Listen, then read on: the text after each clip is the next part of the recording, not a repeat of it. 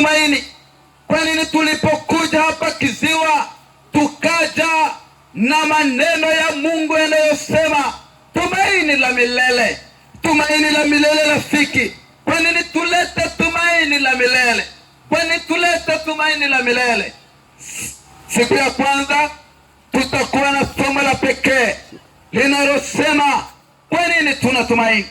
Kwa nini? Kwa nini? Kitabu cha Isaya, kitabu cha Isaya. Oh, naona kumekuwa na changamoto. Isaya 24 na ile fungu la 3. Fungu la 3 linasema, kama maiki hapana, ngoja nisome. Anasema hivi, sikiliza rafiki, kwa nini tuwe na tumaini? Isaya 24 fungu la 3 linasema dunia hii itafanywa tupu.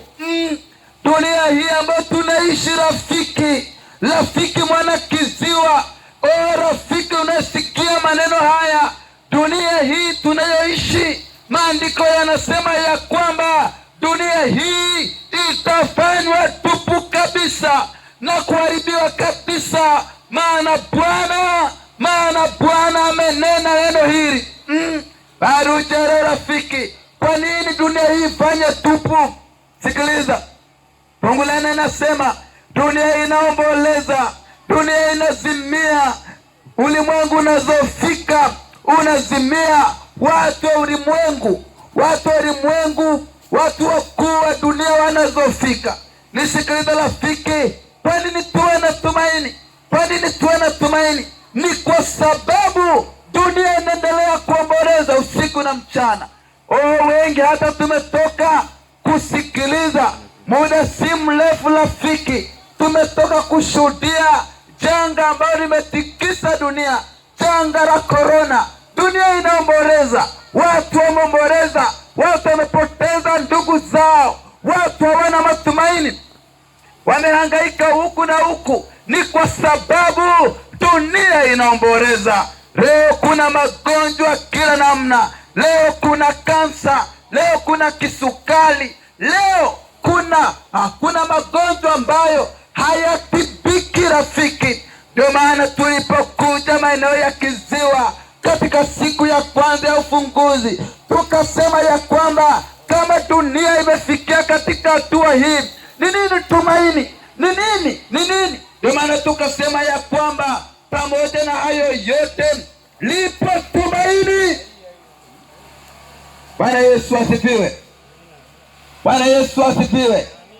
Pamoja na hayo yote ambayo yanazungumzwa, lakini habari njema ni hii ya kwamba lipo tumaini. Hata kama dunia itaendelea kuomboleza, hata kama dunia itaendelea kuzimia, hata kama ulimwengu utaendelea kuzofika, hata kama kutaendelea kuwa na changamoto mbalimbali katika dunia hii, matetesi ya vita usiku na mchana, rafiki mwana Kiziwa unayenisikiliza, bado kuna tumaini. Hello? Bwana Yesu asifiwe. Amen.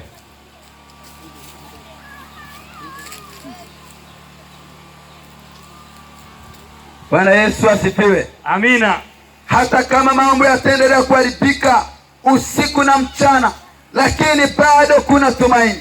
Msomaji wangu, ndio nisome fungu la 19 katika Isaya 24 fungu la 19. Anasemaje? Isaya 20:19, neno la Mungu linasemaje? Dunia kuvunjika, inavunjika sana. Maandiko yanasema ya kwamba dunia kuvunjika, inavunjika sana. Dunia kuvunjika, inavunjika sana. Rafiki, bado hujaelewa. Ulishakumkuta mtu aliyevunjika, yani hata kutembea inakuwa ni changamoto. Ndivyo Isaya alipokuwa anaitazama dunia hii, akasema ya kwamba dunia kama kuvunjika, inavunjika sana. Endelea. Dunia kupasuka, ndio imepasuka sana. Hata kupasuka, dunia inaendelea kupasuka. Utaniambia Adamu, dunia hata leo tumeshuhudia ya kwamba kuna ndoa za jinsia jinsia moja, yaani mwanaume anaenda anaoa na mwanaume, mwanamke anaenda anaoa na mwanamke. Na kama hiyo haitoshi, leo kuna kitu kinaitwa transgender, yaani kama ni mwanaume wanakugeuza, kama unaenda maabara wanakufanya transgender, kwamba unahitaji uwe na jinsia ya kike. Kama unahitaji machungwa saa 2 wanakuwekea, kama chungwa saa 6 wanakuwekea, kama chungwa saa 12 ya mlalo wanakuwekea. Yaani ndio dunia inaendelea kuvunjika usiku na mchana. Kama unahitaji vitu vya bandia utawekewa, unahitaji kifua cha bandia utawekewa. Ndio maana Isaya alipokuwa anatazama anasema ya kwamba dunia kama kuvunjika inaendelea kuvunjika sana. Anasema aje msomaji? Naam, dunia kutikisika. Ndio. Imetikisika sana. Hata kutikisika inaendelea kutikisika. Ndio maana nimekuambia ya kwamba leo kuna matetesi ya vita. Habari gani kuhusu matetemeko ya nchi? Habari gani kuhusu rafiki, magonjwa yasiyotibika? Habari gani kuhusu njaa? Habari gani kuhusu rafiki, mabadiliko ya hali ya hewa? Dunia kama kuvunjika, inavunjika sana. Ile rafiki anasema Fungu la 20. ndio Dunia inalewalewa kama mlevi.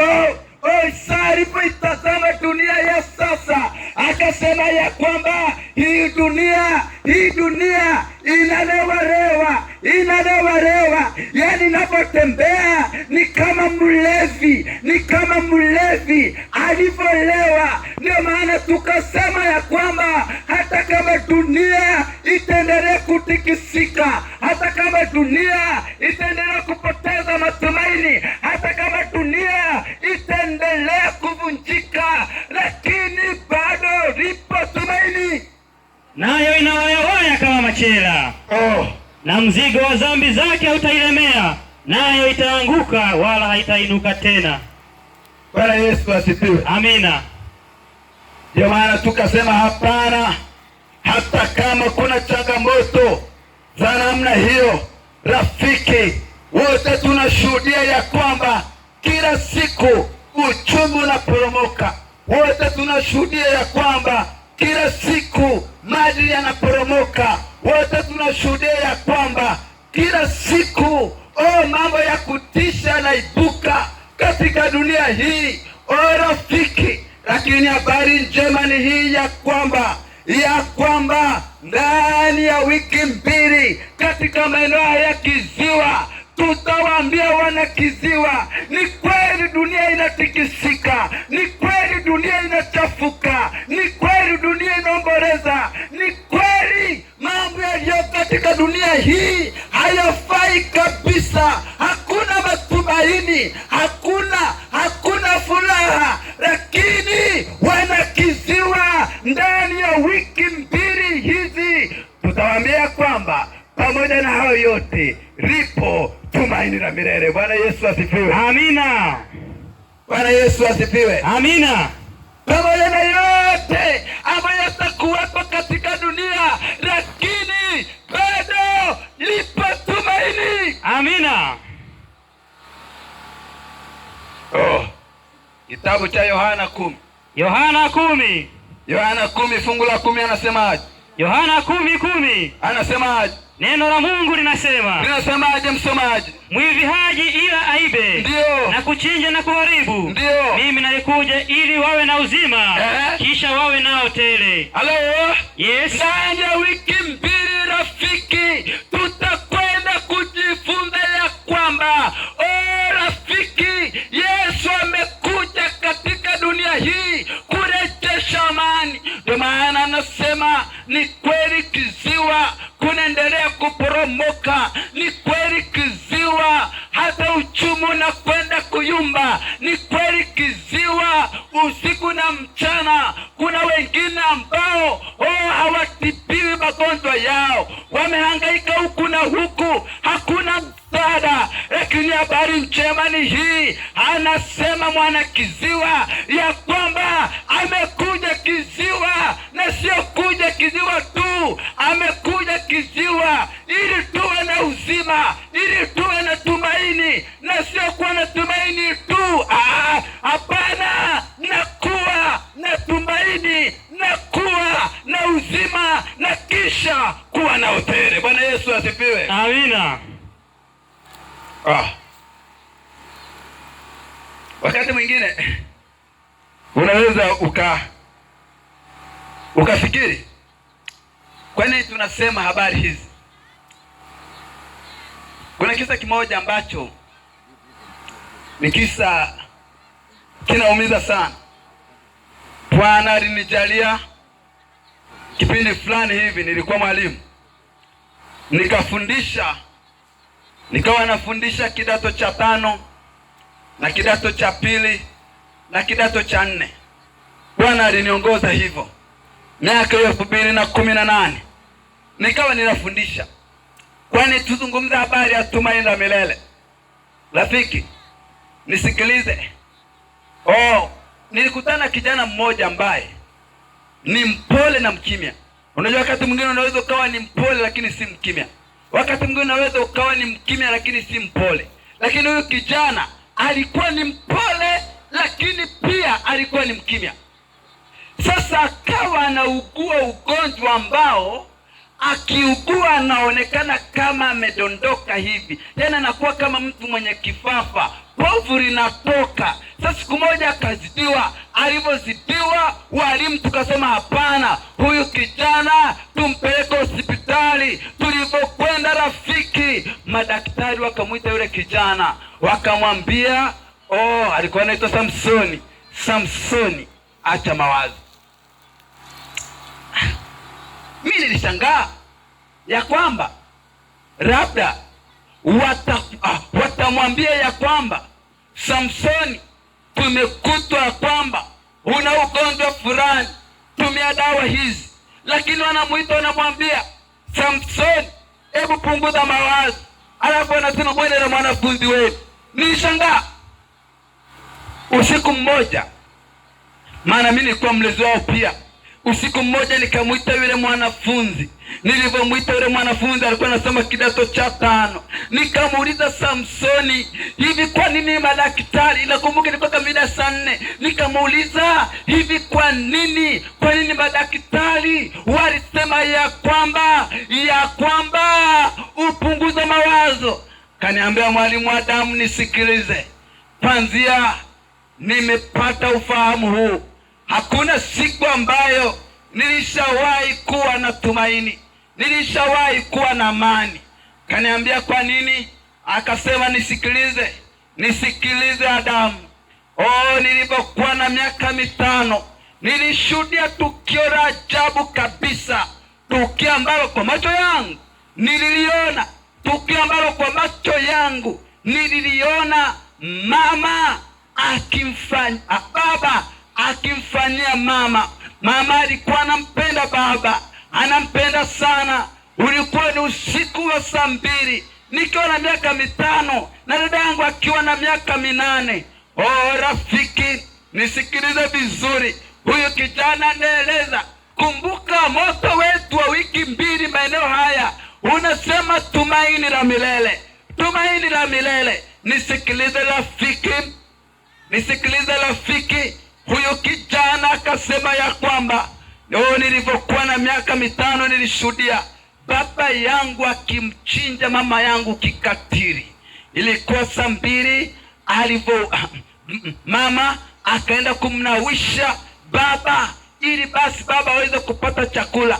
Kipindi mama akisukuma, amepiga magoti, anamnawisha baba. Kumbe baba amenoa visu viwili vikali sana, akavitoa vile visu viwili, akamchana mama. Kwa macho yangu nikiona, akamchana mama, na baada ya kumchana mama akamchana kwenye kichwa, akatoa ubongo. Hayo yote nikiwa ninaona, akaweka kwenye jagi. Alivyoweka kwenye jagi, huyu baba yangu mzazi akaondoka kuanzia siku hiyo sijawahi kumwona mama, sijawahi kumwona baba. Nikachukuliwa na mjomba wangu. Lakini habari mbaya ni hii, nilivyofika form 4 na kuja hapa form 5, mwalimu Adamu, sikiliza ya kwamba yule baba akaparalyze, na baada ya kuparalyze akawa amefariki. Niko hapa ninaishi maisha ya shida, ninaishi maisha ambayo hayana matumaini. Rafiki, unasikiliza habari hizi, inawezekana uko hapa Kiziwa, inawezekana uko maeneo haya Kiziwa, una changamoto nyingi zinazokusumbua, umekosa matumaini. Ndoa imekuwa changamoto, ndoa imekuwa ni changamoto, hakuna upendo.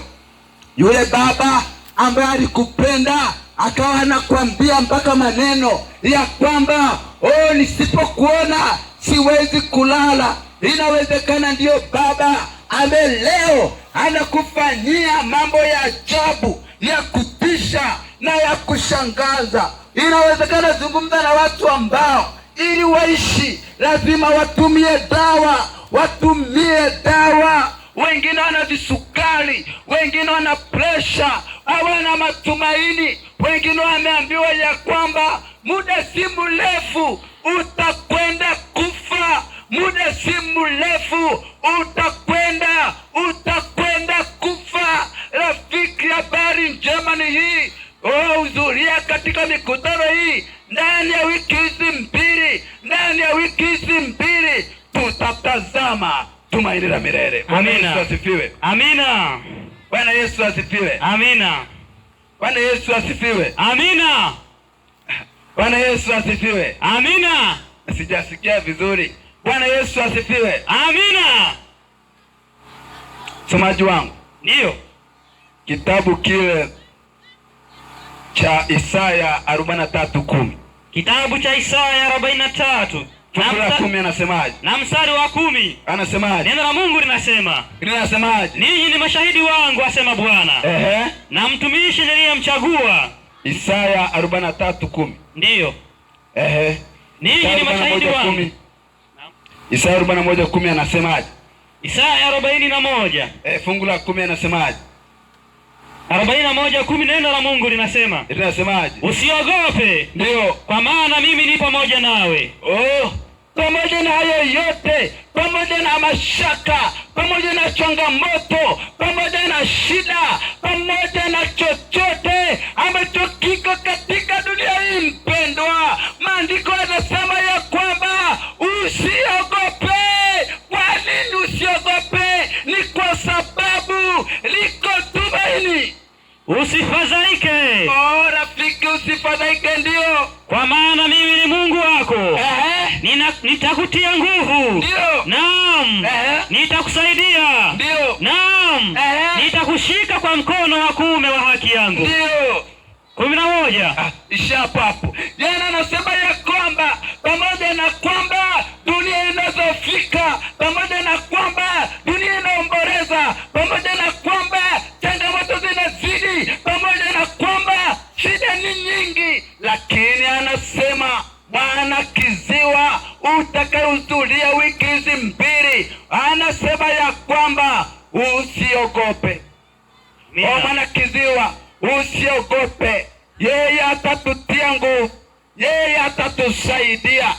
Yaani yeye atakuwa kama booster. Mafundi mitambo wako pale, wanaweka booster fulani ambayo itaboost vyombo. Yeye atafanya kama ka booster fulani, yeye atabusti. Yaani yeye hata kama kuna changamoto, anasema ya kwamba yeye atakuwa kama booster. Yeye atatusaidia, atatutia nguvu. Kwa nini ukose katika mikutano hii?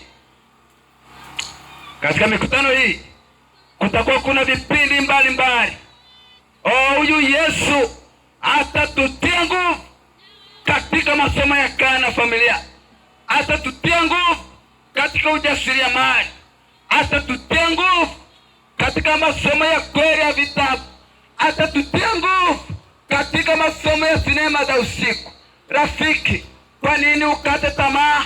ninakualika wote wanakiziwa, msipange kukosa. Kuanzia siku ya kesho saa 9 tutakuwa hapa, usikose. Rafiki, kitabu cha Misali 8:4 anasemaje? Misali 8 na mstari wa 4 anasemaje? Misali 8 mstari wa 4, neno la Mungu linasemaje? Enyi watu, sikiliza rafiki, enyi watu, na waita ninyi, mwana kiziwa, ewe mama, ewe baba, ewe kaka, ewe mbona nisikiliza, anasema enyi watu. Imekuwaje rafiki? Na waita ninyi, ndio, na sauti yangu ni kwa mwanadamu. Anasema enyi watu, na waita ninyi, enyi watu mwana kiziwa. Anasema enyi watu, na waita ninyi, na sauti yangu ni kwa wanadamu, na sauti yangu ni kwa wanadamu. Hivyo sipange kukosa. Ndani ya wiki 2 tumaini la milele litahubiriwa katika maeneo haya. Amina. Bwana Yesu asifiwe. Amina. Ufunuo 22:17 anasemaje? Kitabu cha Ufunuo 22:17. Ufunuo 12:17. 22:17 anasemaje? Ufunuo wa Yohana 22:17 anasema, neno la Mungu linasema, na roho na bibi harusi wasema, njoo. Anasema hivi, na roho, yani Mungu anasema, na bibi harusi. Tatazama huko mbele, maana bibi harusi ni kanisa. Yani Mungu anasema na kanisa lote la kiziwa linasema njoo. Endelea rafiki. Naye asikiaye na aseme njoo. Yani wewe unasikia mwana kiziwa, unasikia, mwambie na rafiki yako njoo. Kwa nini aje? Ni kwa sababu katika wiki 2 tutatazama tumaini la milele. Bwana Yesu asifiwe. Amina. Tutatazama tumaini la milele. Tutatazama tumaini la milele. Njoo katika mikutano hii, usikilize tumaini la milele. Tito 2:13 anasemaje? Tito 2:13 anasemaje? Mstari wa 13, neno la Mungu linasemaje? Maana neema ya Mungu iwaokoaye wanadamu wote. Anasema maana neema ya Mungu, yani ambayo ipo kwa ajili ya kuokoa wanadamu wote. Neema ya Mungu ambayo ipo kwa ajili ya kumwokoa dada, kwa ajili ya kumwokoa kaka, kwa ajili ya kumwokoa mama, kwa ajili ya kuiokoa familia ambayo haina matumaini. Neema ambayo imefunuliwa kwa ajili ya kumwokoa yule mama ambaye amepoteza matumaini kabisa katika maeneo ya kiziwa. Endelea, anasemaje? Imefunuliwa ndio. Mstari wa 12. Nayo yatufundisha kukataa ubaya, ndio, na tamaa za dunia, ndio, tupate kuishi kwa kiasi. Ndio. Fungu la 13 anasemaje? Na 13 anasema, ndio, tukilitazamia tumaini lenye baraka. Anasema tukilitazamia tumaini lenye baraka. Mwana kiziwa pamoja na yote, tukilitazamia tumaini lenye baraka. Ndio, anasema na mafunuo ya utukufu wa Kristo Yesu, ndio, Mungu mkuu na Mwokozi wetu. Tukilitazamia tumaini lenye baraka. Kwa rafiki, ndani ya wiki hizi 2 ninakuomba usikose maeneo haya. Ndani ya wiki 2 unaisikia sauti hii, njoo hapa kiziwa. Kama hata unahitaji maombi, njoo, tutakuombea. Hata kama unahitaji chochote kile, njoo. Kuna masomo ya jasiriamali yatafundishwa hapa. Njoo mwana kiziwa, njoo, maana haya mahubiri ya wiki 2 zote yameandaliwa kwa ajili yako. Bwana Yesu asifiwe. Amina. Leo ilikuwa siku ya ufunguzi. Siku ya kesho tutaanza vizuri masomo yetu. Kwa Bwana azidi kututia nguvu.